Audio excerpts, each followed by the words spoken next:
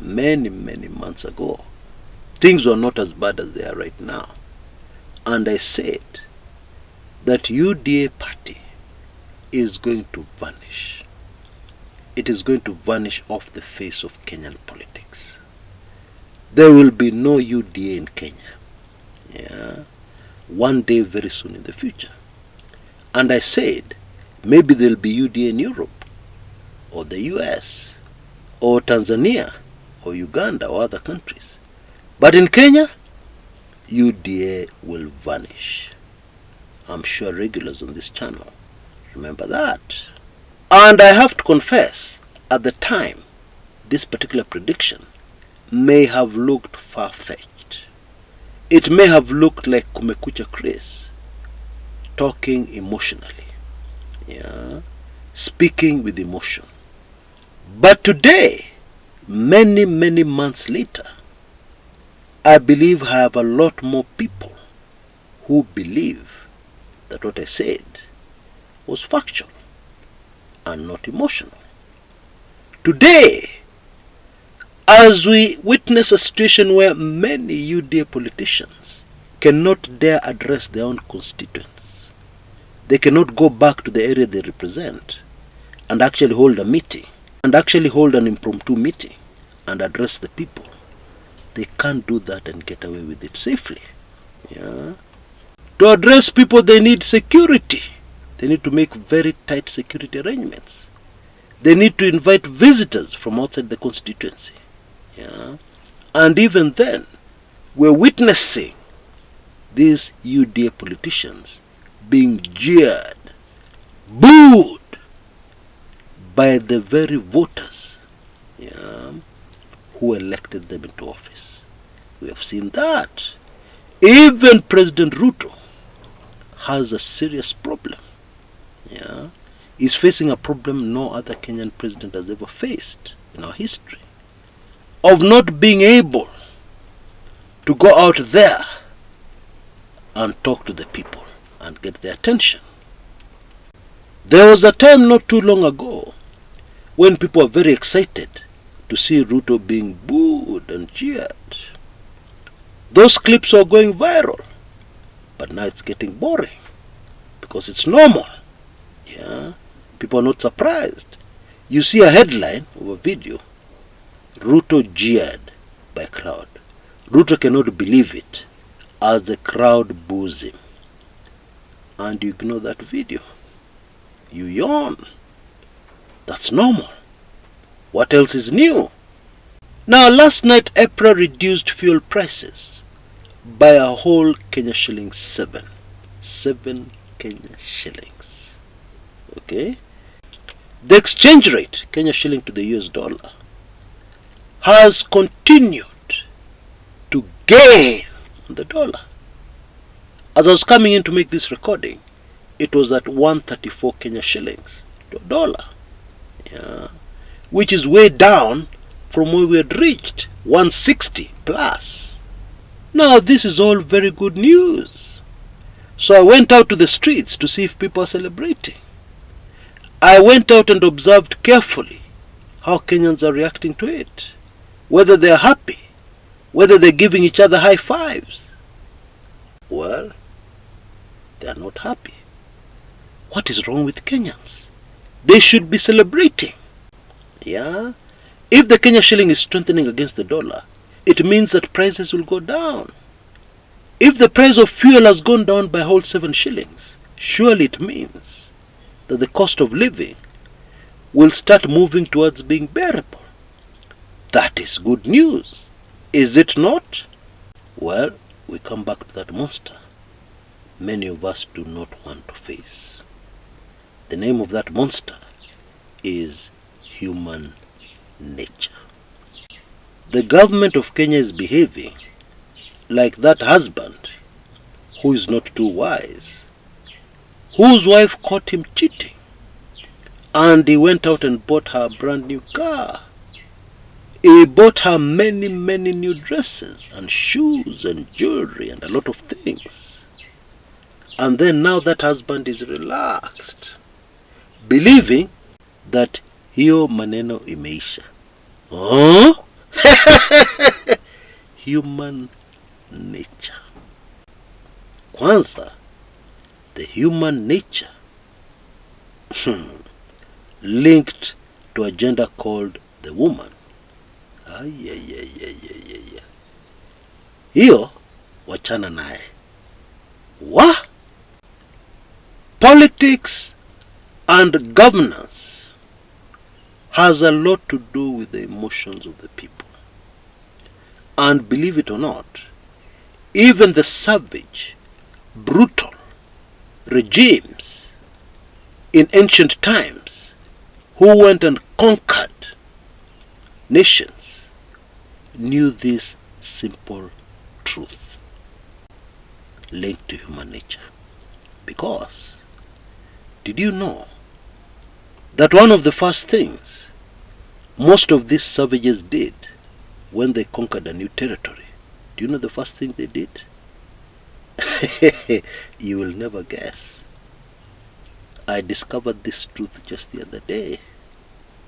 Most of these savages used to call the people and tell them, we have cancelled all deaths. And as human nature dictates, immediately those conquered people would start supporting this new savage regime. You know, money and emotions cannot be separated. When you touch people's money, and you cause life to be very hard for them, politically, that is called political suicide. Anywhere in the world. And therefore, after you've committed political suicide, you cannot come back from the dead and give people goodies and do nice things to people and they forgive you. Just like you cannot cheat on your wife and then buy her brand new Ferrari and other goodies and expect that hiyo maneno imeisha. You can't. She'll take that Ferrari to her mother, ensure that her bank account is secure, or transfer all funds to her mother's account. Then she'll pack all her things and all her children and she will leave you. Granted, most women don't do that. They stay in the marriage and they persevere, or so you think, and you relax, and then one day, many months later or even years later, you die mysteriously. Just visit Kiambu County and talk to the widows there, and then you'll get a revelation. Visit Kiambu County and talk to the rich men and ask them whether they ever have supper in their own homes. They will tell you, no, that's why I'm still alive. That is a story for another day. But bottom line, UDA, the political party, is history.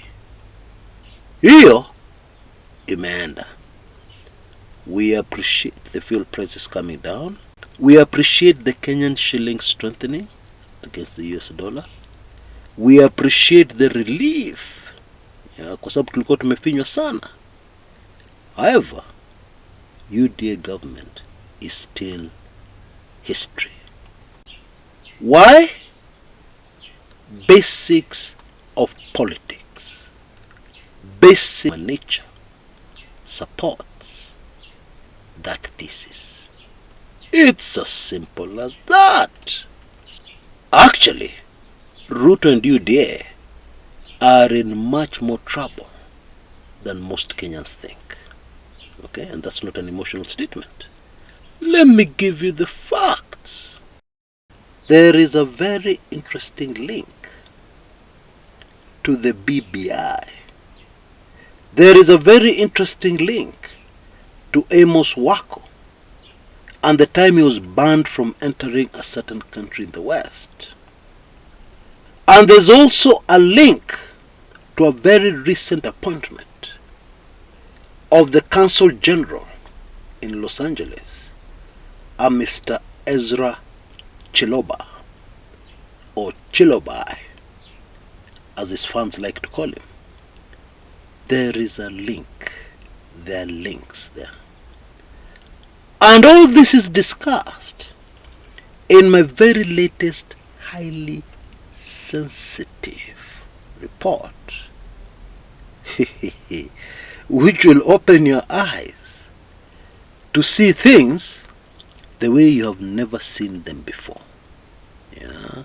You will realize that reading the daily news, following developments without this information, is just a waste of time, because everything is predictable. Believe it or not, stopping reggae was just a dress rehearsal, or shall I call it a dry run, to what happened in 2022. Okay? Now, it took me a lot of time and effort to put all this information together. And when you take in this sensitive report, you will be able to understand exactly what I'm talking about.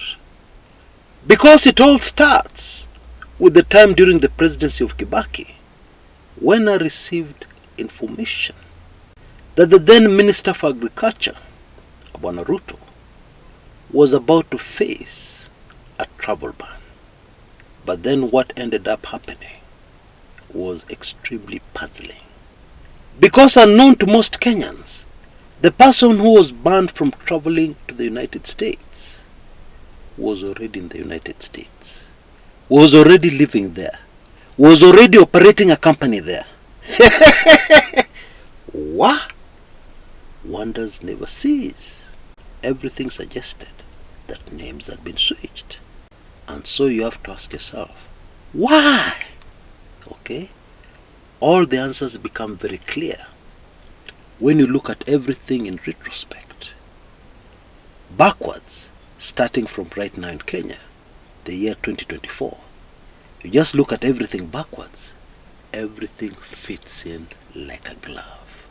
My special report, Unimaginable Secrets of the Server, is available for only $30, or Kenya shillings 3,999.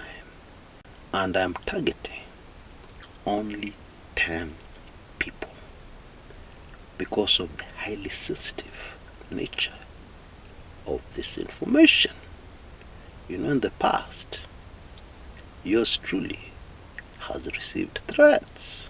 That is very normal at the level we operate on this channel. Yeah, the information you get many times is not the information that is widely available.